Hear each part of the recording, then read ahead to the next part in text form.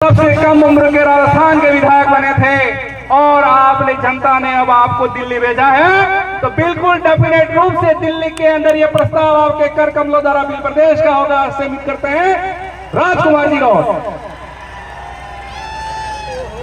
सभी साथियों को जय जोहार। गोविंद गुरु महाराज को नमन। इस आदिवासी अंचल में काम करने वाले इस समुदाय के स्वाभिमान हक अधिकार की लड़ाई लड़ने वाले टाटिया मामा भील भक्ति के माध्यम से समाज में जन जागरण करने वाले संत सुरमाल महाराज, मावजी महाराज और साथ ही इस इलाके के अंदर मामा बालेश्वर, जिन्होंने आदिवासी बाहुल्य क्षेत्र के अंदर इस समाज को एकजुट करके इस समाज के लिए, हक अधिकार के लिए, स्वाभिमान के लिए अंग्रेजों से लड़ाई लड़ी, राजा रजवाड़ों से लड़ाई लड़ी। इन समस्त महापुरुषों को, इन गुरुओं को नमन करते हुए मेरी बात को शुरू करना चाहूंगा। आज ये जो कारवां बढ़ा है, रास्ते में लोग आ रहे हैं, ये किसी के बुलाई हुई भीड़ नहीं है।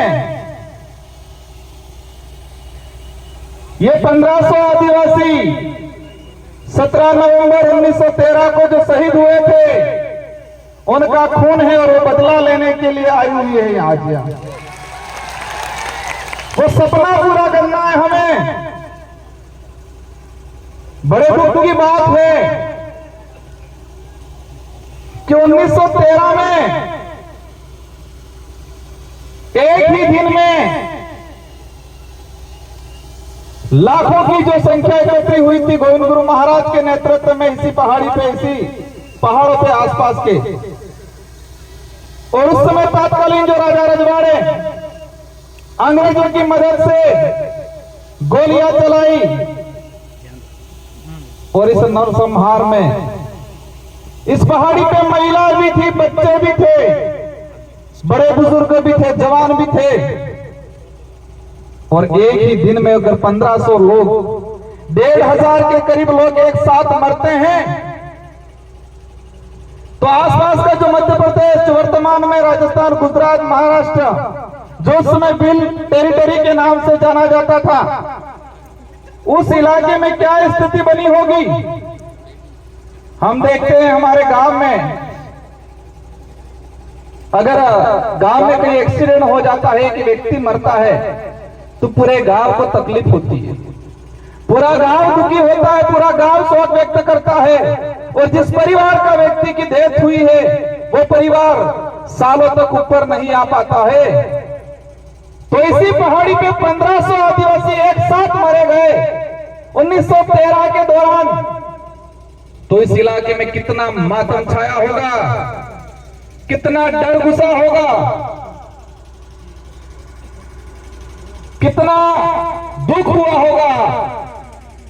ये जो गांव पड़ा था, वो गांव आज तक नहीं भरा है। तो लड़ाई किसकी लड़ रहे थे?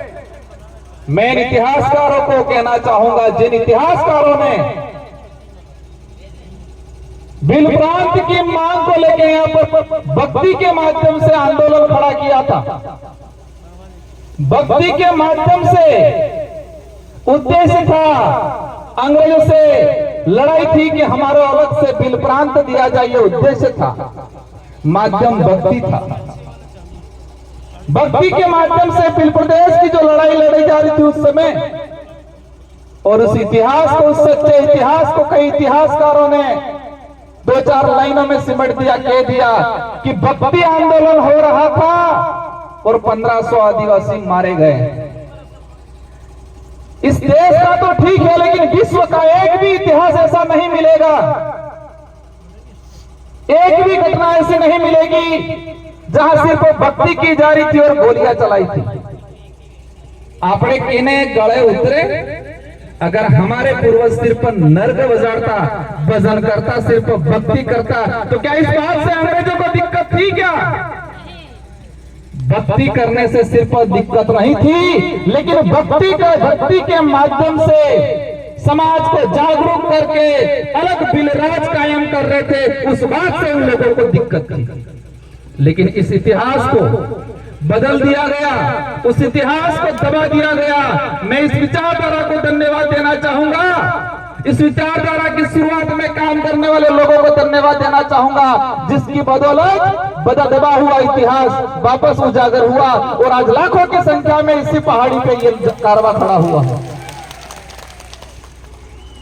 इस कारवां के साथ हर समुदाय का व्यक्ति यहाँ प्रतिनिधित्व कर रहा है, माइनॉरिटी का भी है, एससी समुदाय का भी है, ओबीसी का है, कई जनरल के भाई भी हैं।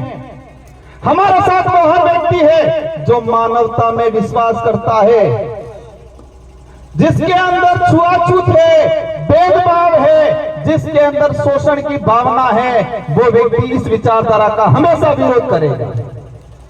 जिस व्यक्ति के अंदर ये भावना है शोषण की, छुआछूत की, शोषण की, वो व्यक्ति हमेशा हमारा विरोध करेगा और हम भी ऐसे लोगों को विरोध करते रहेंगे हमेशा के लिए।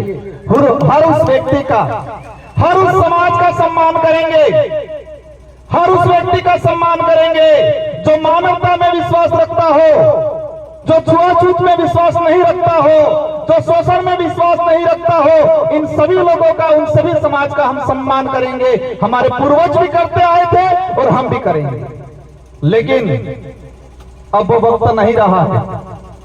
शोषण होता आया है समाज में, बिल प्रदेश की मांग है। कई लोग चाहते हैं, पूछते हैं क्यों?